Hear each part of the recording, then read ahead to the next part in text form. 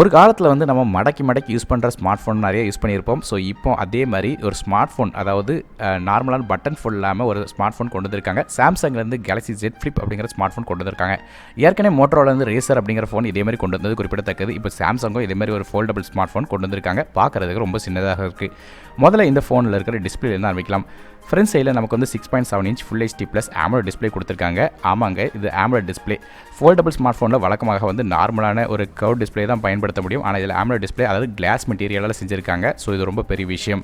So மேலும் வந்து சைடில் பெசல்ஸ் கொஞ்சம் பெருசாக பார்க்குற மாதிரி இருக்குது. காரணம் என்ன கேட்டிங்கன்னா, ஃபோல்ட் பண்ணும்போது ஆக்சிடென்டலாக கிளாஸ் உடஞ்சிடக்கூடாதுங்கிற காரணத்துக்காக வச்சுருக்காங்க. அது மட்டும் இல்லாமல் இதோட ரெசல்யூஷனை பொறுத்தவரையும் நமக்கு வந்து ஃபுல் HD ப்ளஸ் ரெசல்யூஷனாக வருது. இந்த கிளாஸ் வந்து UTS அப்படிங்கிற மெட்டீரியலால் கவர் பண்ணியிருக்காங்க. அதாவது அல்ட்ரா தின் கிளாஸாக கவர் பண்ணியிருக்காங்க. இது கிட்டத்தட்ட வந்து 2 லட்சம் ஃபோல்ட்ஸ், அதாவது 2 லட்சம் வரையும் வந்து மடக்கி யூஸ் பண்ணால் கூட உடையாது அப்படிங்கிற மாதிரி சொல்லியிருக்காங்க. லாங் லாஸ்டிங்காக இருக்கும் சொல்லியிருக்காங்க. ஆனால் சாம்சங் கேலக்ஸி ஃபோல்டில் வந்து நமக்கு வந்து டிஸ்பிளேல வந்து பிரச்சனை வந்து குறிப்பிடத்தக்கது. ஆனால் அது வேறு டெக்னாலஜி, கண்டிப்பாக இந்த டெக்னாலஜியில் வராது அப்படின்னு சொல்லி எதிர்பார்க்கலாம்.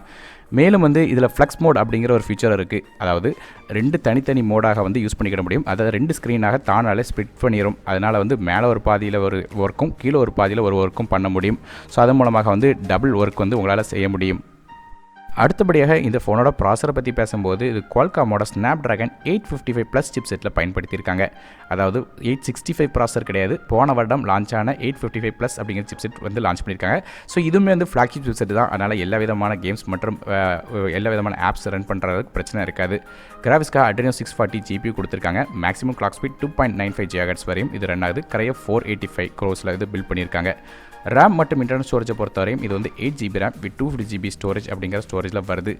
மேலும் வந்து இதில் ஒரு நானோ சிம் வந்து போட்டுக்கலாம். இன்னொன்று வந்து eSIM, அதாவது 2 சிம் பயன்படுத்தணும்னு நினச்சிங்கன்னா eSIM சப்போர்ட் மட்டும் தான் இருக்குது.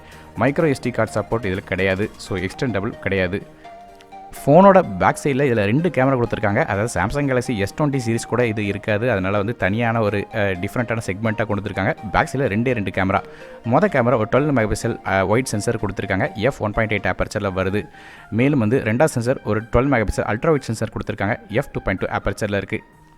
LED ஃப்ளாஷ், HDR10 மாதிரியான நிறைய சப்போர்ட்ஸ் கொடுத்துருக்காங்க. 8x வரையும் டிஜிட்டல் ஜூம் பண்ண முடியும்னு சொல்லியிருக்காங்க. 4K ரெசல்யூஷன் வீடியோ 60 frames/second வரையும் கேப்சர் பண்ணலாம் சொல்லியிருக்காங்க. ஆனால் சாம்சங் கேலக்ஸி S20 சீரிஸில் வந்து 8K ரெசல்யூஷன் வீடியோ கேப்சர் பண்ண முடியும்னு சொன்னது குறிப்பிடத்தக்கது. ஒருவேளை சாம்சங் கேலக்ஸி S20 மற்றும் S20 Plus அல்லது S20 Ultra பற்றி தெரிஞ்சுக்கணும்னு நினச்சிங்கன்னா வீடியோ லிங்க் வந்து மேலே கார்ட்ஸில் கொடுத்துருக்கேன், செக் பண்ணி பார்த்துக்கோங்க. மேலும் இந்த வீடியோவோட ஆரம்பத்தில் ஒரே ஒரு டிஸ்பிளே இருக்குது அப்படிங்கிற மாதிரி தான் சொல்லியிருந்தேன். ஆனால் ரெண்டாவது ஒரு டிஸ்பிளேயும் இருக்குது. அது என்ன டிஸ்பிளே அப்படின்னு கேட்டிங்கன்னா, க்ளோஸ் பண்ணும்போது ஒரு குட்டி 1 இன்ச் டிஸ்பிளே ஒன்று கொடுத்துருக்காங்க. இது கவர் டிஸ்பிளேயாக வருது. நோட்டிஃபிகேஷன்ஸ், அலர்ட்ஸ் மாதிரியான நிறைய விஷயங்கள் பார்க்க முடியும். ஸோ யார் உங்களுக்கு கால் பண்ணுறாங்கிற மாதிரி விஷயங்கள் பார்க்கலாம். ஆனால் இதுவுமே டச் சென்சார் டிஸ்பிளே தான் கொடுத்துருக்காங்க. ஆனால் பேசிக்கான ஃபங்க்ஷனாலிட்டி பண்ண முடியும். மற்ற எக்ஸ்டென்சிவான ஒர்க் வந்து பண்ண முடியாது. அது மட்டும் இல்லாமல் பேக் சைட் கேமராவை நீங்கள் செல்ஃபிக்காகவும் பயன்படுத்த முடியும். ஃபோனை மடக்கி இருக்கும்போது அந்த ஃப்ரண்ட் சைடில் உள்ள அந்த 1 இன்ச் டிஸ்பிளே மூலமாக ப்ரிவியூ பார்த்து செல்ஃபி எடுக்கிறதுக்கும் இதில் ஆப்ஷன் கொடுத்துருக்காங்க. ஆனால் தனியாக செல்ஃபி கேமராவும் இருக்குது. ஃபோனோட உள்ளே ஓப்பன் பண்ணி பார்த்தீங்கன்னா ஒரு பஞ்ச் ஹோல் டிஸ்பிளே கொடுத்துருக்காங்க. இந்த பஞ்ச் ஹோல் கேமராவில் வந்து நமக்கு வந்து ஒரு 10 மெகாபிக்சல் ஷார்ட் கேமரா கொடுத்துருக்காங்க. f2.4 ஆப்பர்ச்சரில் வருது. சென்சார்ஸை பொறுத்தவரையும் accelerometer, barometer, gyroscope sensor, geometric sensor, Hall sensor, proximity, RGB light sensor, side mounted sensor மாதிரி நிறைய கொடுத்துருக்காங்க. இதில் வந்து ஃபிங்கர் பிரிண்ட் ஸ்கேனர் இந்த சைட் மவுண்டர் சென்சரில் இருக்குது. அதனால் வந்து ஃபிங்கர் பிரிண்ட் வந்து இன் டிஸ்பிளே கிடையாது, சைடில் இருக்குது. இந்த ஃபோனோட பேட்டரி பொறுத்தவரையும் இதில் 3300 mAh பேட்டரி கொடுத்துருக்காங்க. 15 வாட் ஃபாஸ்ட் சார்ஜிங் சப்போர்ட்டோட வருது. வயர்லெஸ்ஸாகவும் சார்ஜ் பண்ணலாம். 9 வாட் சார்ஜிங்கில் வருது. ஸோ 3300 அப்படிங்கிறது ஓரளவு ஓகே தான். காரணம் என்னென்னு கேட்டிங்கன்னா, நீங்கள் ஃபோல்டபுள் ஃபோனை பயன்படுத்தும் போது அது ரொம்ப ஸ்லிம்மாக இருக்கணுங்கிற காரணத்தினால பேட்டரி கெப்பாசிட்டி கொஞ்சம் குறைச்சிருப்பாங்க. பேட்டரியோட பொறுத்தவரையும் ஒரு நாள் ஃபுல்லாக தாங்குமா அப்படிங்கிறது பெரிய சந்தேகம்தான். மேலும் இந்த ஃபோனில் வந்து நமக்கு டியூயல் பேண்ட் வைஃபை, ப்ளூடூத் 5 மாதிரியான கனெக்டிவிட்டி இருக்குது. சார்ஜ் பண்ணுறதுக்காக USB Type-C போர்ட் கொடுத்துருக்காங்க. NFC சப்போர்ட் இருக்குது. GPS மாதிரியான சப்போர்ட்டும் இருக்குது. செக்யூரிட்டிக்காக இதில் வந்து சாம்சங்கோட Knox, secure folder, facial recognition மாதிரி நிறைய ஃபீச்சர்ஸ் கொடுத்துருக்காங்க. இந்த ஃபோன் வந்து mirror black, mirror purple, mirror gold அப்படிங்கிற 3 டிஃப்ரெண்ட்டான கலர்ஸில் கிடைக்கிது. இந்தியாவுக்கு இது வரும் சொல்லி எதிர்பார்க்கப்படுது. மேலும் வந்து US மற்றும் கொரியாவில் February 14 இது சேல் வந்து ஆரம்பமாகுது சொல்லியிருக்காங்க. ஸோ இந்தியாவுக்கும் கூடிய விரைவில் லான்ச் ஆகும் சொல்லி எதிர்பார்க்கப்படுது. ப்ரைஸிங்கை பொறுத்தவரையும் 98,000 ரூபா கிட்ட ப்ரைஸிங் வரலாம் சொல்லி எதிர்பார்க்கப்படுது. ஸோ இது வந்து கன்வெர்ட் ப்ரைஸ் இந்தியாவில் லான்ச் ஆகும்போது எக்ஸாக்டான விலை தெரியும்.